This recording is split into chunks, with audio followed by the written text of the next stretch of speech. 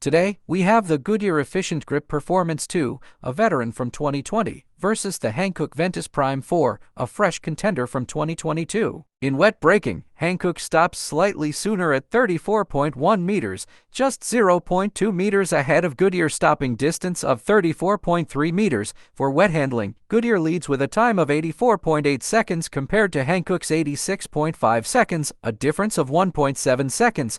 For straight aquaplaning, Goodyear performs better with a speed of 75 km per hour against Hankook's 73.6, a difference of 1.4 km per hour. Both tires show excellent dry performance. Hankook stops at 36.1 meters, just 0.2 meters ahead of Goodyear's 36.3 meters. In dry handling, Hankook completes the course in 51.8 seconds, slightly faster than Goodyear's 51.9 seconds, a difference of 0.1 seconds. Both score equally high in subjective handling with a score of 9 out of 10. In comfort, both tires are evenly matched, each scoring 9.5 points.